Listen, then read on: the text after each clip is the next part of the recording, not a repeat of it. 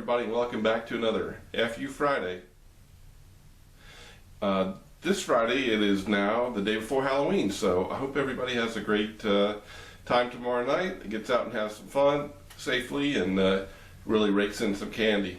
Now, I won't be home this weekend. I'm going to be over at a party over in a dear friend of mine's house in Wisconsin, in Milwaukee, and yeah, we should be doing it up over there. Now, one may ask, why would one travel all the way to Wisconsin to go to a Halloween party? Well, it's a special event, it's a super fun time, and I'll be sharing a bit of it with you as much as they'll allow me to, and you'll see a little bit about why it's definitely worth the effort. Not only that, but we get to see our friends who are over there as well.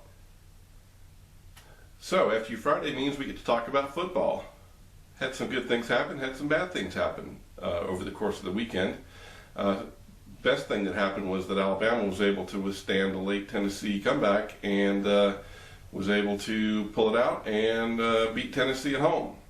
It was a very close game. Tennessee was looking very tough this year. So yeah, very happy to see Alabama win that game. And secondly, it was a very early morning game, 09:30. It was actually broadcast on a channel online called Yahoo Watch, I believe is what it's called. Now, I didn't get up to watch it. That's too early for me on a Sunday. On the weekends, I have to re-energize my sleeping cells because I definitely lose a lot of sleep during the week. So I can't get up at 9:30. I mean, if I had to, but that's not something I have to do for a game like that. However, they went over there and went toe-to-toe with the Buffalo Bills and came out winners, so we were very pleased to see that. So there's 2 out of the 3 for the trifecta, but unfortunately the third part, I pretty much got my ass handed to me. And that's in the fantasy football side of this, so we'll take a look at that and just talk about it now. So here is my projected team that I went into the weekend with. Now you'll notice I have TJ Yeldon at running back. Well, I ended up replacing him. He was listed as questionable on the injury list going into the game, and since the game was at 9:30, I was worried that I wouldn't hear in time to swap him out for somebody else, so I went ahead and did that in advance. So I put in Joseph Randall, who had a pretty miserable game. Now, TJ Yeldon scored upwards of close to 18.5 points, something like that. So it doesn't matter, actually, whether I had him in or not. I still would have lost. You'll see the totals here shortly, and yeah, it was not pretty. So I put in Joseph Randall, who is my backup running back. Now, Joseph is going to probably maybe take the bench for the rest of the year. He was the backup running back in Dallas. When the starter got hurt, he was in line to take over, but they jumped him for McFadden, who they appear to like better. Maybe it's his maturity or whatever. But Randall's immaturity was displayed when they picked McCluster to start over him.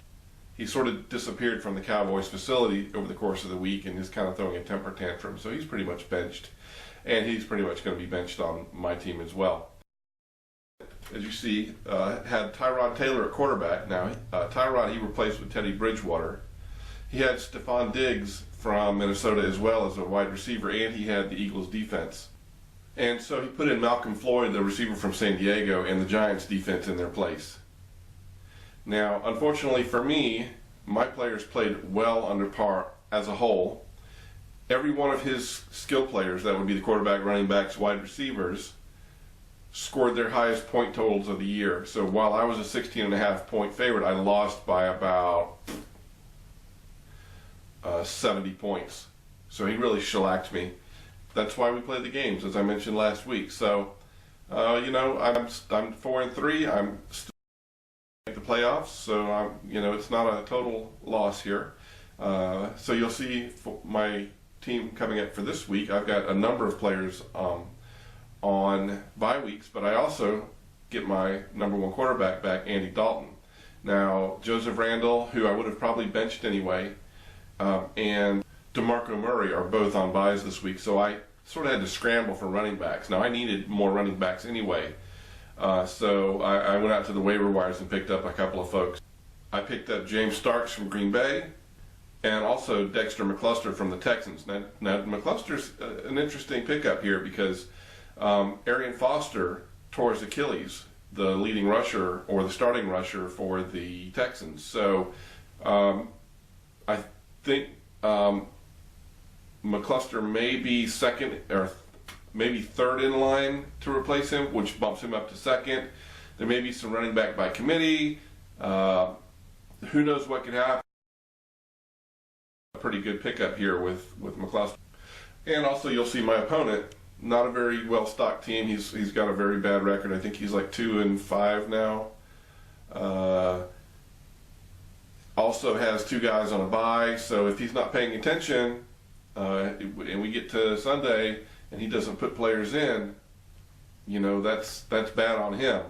I hate to win by default. I hate to see people forfeit those kind of points, but you know, got to make the playoffs. So at this point, you got to get competitive, and a win is a win as far as I'm concerned. So we'll see how it goes. I'll let you know next week. Hell, the way my guys are playing, he could probably beat me with missing 2 players. We'll see how that goes, though. Now, in my second segment tonight, I want to talk about something that I see regularly in my Facebook feed and Twitter feeds and things like that that really kind of annoy me. They're so enticing that I can't sometimes help from engaging in them. What I'm referring to is clickbait.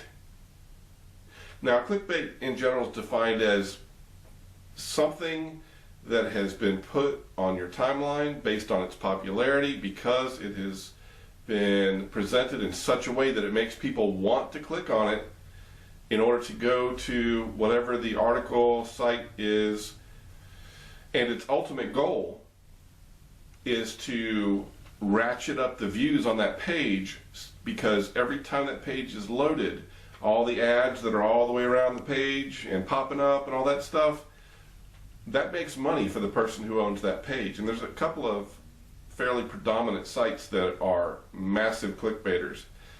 The problem is,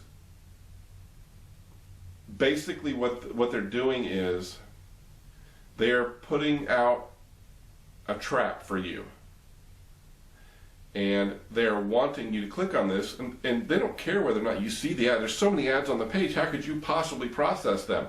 All they know is for every ad on there, they're getting a penny or whatever. And when they get, you know, and there's often titles on these clickbaits that say, share 50,000 times to, you know, pray for this little girl, when all they're really wanting you to do is click on there and like it or go to the site. And what that does is it generates revenue for them. They're basically trapping you into filling their pockets with advertising dollars. Annoying. Here's some examples of some of the clickbait you'll see. By the way, I can't really tell you what most of these stories are about. I say most because I did click on a couple of them. You just can't. And that's the thing, is they exploit your personal curiosity about some of these things. And so this kills 4,400 people a day. This is a prime example of clickbait because they give you no information about what the article is about. You want to know what's killing 4,400 people a day. I want to know what's killing 4,400 people a day, but I didn't click on it because I know it's clickbait. But you click on it and you go and you find out some bullshit that, yeah, I mean, how many hundreds of thousands of people are dying every day from whatever. But you'll find it's something really very uninteresting. But the fact is, they got you to go to the page, and they got their pennies per ad that stack up and makes them their money. Here's another example.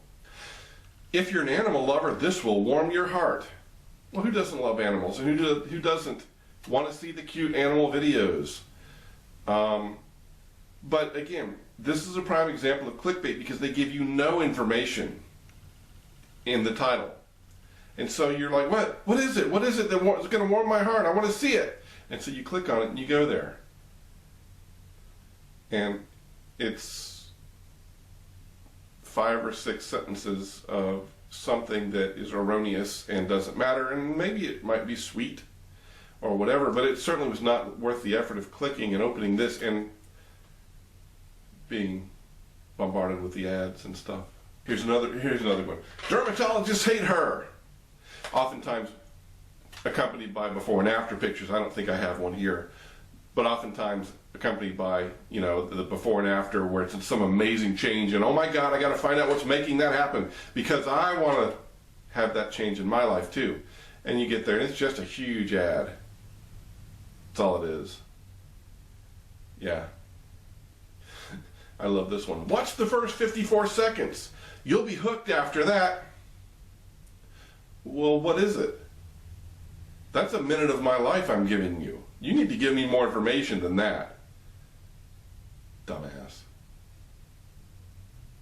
FBI director drops bombshell on Obama. We'll be lucky to keep his job. So you see the genres they're hitting. Animals. Things that, or get you. Animals. Self-improvement, beauty aids, politics, sports. You know, for men. 17 things men didn't realize that they do that makes them hotter. Well, I want to be hotter, but I don't realize I want to be hotter, but now you're going to tell me what I'm doing that makes me hotter. So I appreciate you for that. I'll put up with your ads to find out what this is. And oh, by the way, oftentimes things like this, you now have to open up a page and click through a slideshow. 17 slides. Every one of those pages loads ads. 17 times and loaded ads 17 times and making them a ton of money. But guess what? You know what you have to do to be hotter, one of which is lighting a cigarette without smoking it. What does that tell you? I clicked on that because I was wondering, how can I be hotter? This is clickbait. It drives me crazy because I know what it is, but I can't not click on it because I'm so curious. My mind makes me curious. I want to know everything. And when you lay a trap in front of me like this, I will fall in it, I would say 20% of the time, because I don't really care about the heartwarming animal stuff. I can get all that on YouTube I want by searching it for myself. Beauty products, don't care about. Sports stuff, especially because I love football and I love my Alabama. And if you put anything Alabama related on my page that's clickbait, I'm going to click on it 100% of the time. And I hate myself for it. But I do it anyway. And I will continue to. Now, Facebook understands that this is going on. And they're not real happy with the clickbaiters. And they're actually doing something technically to try to stop the clickbaiting from happening. So one of the things they're going to be watching for, by the way, what this should tell you is Facebook's watching everything you do, everything you click on. It is recording because that information is valuable to them. So first thing they're doing to try to eliminate clickbait is they're monitoring the time when you click on something, how long it is before you come back to Facebook. If it's almost immediate, they know that that link is probably clickbait, and they collect these metrics, and once they realize that they believe it's clickbait, then they will make it cease. The second thing they're going to be looking at is the ratio of people clicking on stuff to the comments and likes that it also generates. So if there's a lot of people clicking on the links without commenting or liking, it suggests that it might be clickbait as well. And Facebook will be trying to suppress this kind of stuff. They also are going to try to be suppressing like gates. These are things that pop up. I saw several of them today that popped up. Like if you believe in Jesus, or show how many likes we can give this firefighter who was wounded in the line of duty. These are all like gates, and these are things that are designed to promote the company or the page that is providing that link, image, whatever. So they're trying to spread their name to the widest possible audience, because when you click like, it's very likely I'll see it in my timeline, and I will at least be exposed to it, whether or not I like it or not. I try not to, but sometimes I can't help it. So yeah, so Facebook's trying to take some action on it, but this is also causing some problems because there's some legitimate businesses that are posting their products on timelines. Friends, people who are friends, people you follow, companies you may follow, they may post an ad. It's not clickbait, it's legit.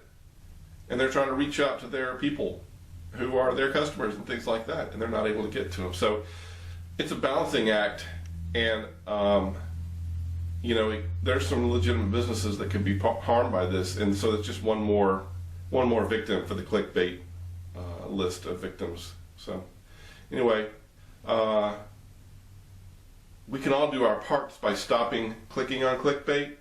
Now, knowing that I am as bad as anybody else about it, but you know, if we stop clicking, maybe they'll realize that we're onto them and they'll stop posting. Wishful thinking. So, in the last segment, we're going to talk about a cringeworthy moment. This one goes way back to when I was about 8 or 9 years old. I say 8 or 9 because I really don't know. I know where I was at the time, but I don't know. I was there for 2 years. I don't know which age I was. So the setting for this story takes place at Clark Air Force Base in the Philippines. I was 8 or 9. My father was stationed there, and we had a house on base. And in that house, we had 3 bedrooms and 2 bathrooms. And so in the two bathrooms, one had a standard bath, and the other had a big shower stall. Now I need to describe this shower stall because it comes into play in this particular story. So the shower stall was pretty much like a walk-in room that was completely tiled. So it had 4 walls and a ceiling, and then part of the wall was opened up with a curtain rod, a shower curtain rod across the top, and everything else was solid and tiled. And then you had the shower curtain right there. So you stepped into the space and you took your shower. Well, I was taking a shower in there one night, and being acrobatic as I was when I was young and very active, I had decided I was going to hang from the shower curtain. And so I reached up and grabbed it, or I probably had to jump up at that age, jumped up and grabbed it, and I was swinging and realized it was pretty sturdy. So I said, well, hell, I'm going to put my feet on here too then. And so I had my arms on there and reached my feet up, had my feet up there, and I'm swinging. All right, imagine it, 8 or 9 year old, bare ass, naked, feet up, arms up, and my dad walks in the bathroom, and there I am like that. Now, I'm surprised I didn't let go and fall head first onto the ground immediately at the shock of my dad walking in. But man, he was yelling, and because think about it, you walk in, first of all, there's your kid swinging, you know, 7, 8 feet up in the air above a tile floor. So the first thing you think is, oh my God, what if you fell and hit your head? And the next thing is, dude, I'm staring right at your butthole. Come on, man. And so while I did not get as severe a punishment as maybe I deserved, it's an embarrassing moment. Just that moment of shock of my dad walking in while I'm like that, that has, you know, stayed with me all these years. So now this is probably another one of those that I don't necessarily feel that face palming shame, but I still laugh about it when I think about it. I'm not sure if my dad remembers it, but you know, it's just one more thing in the life, the day in the life of me. All right, guys. Well, listen, safe and happy Halloween. I'll be traveling.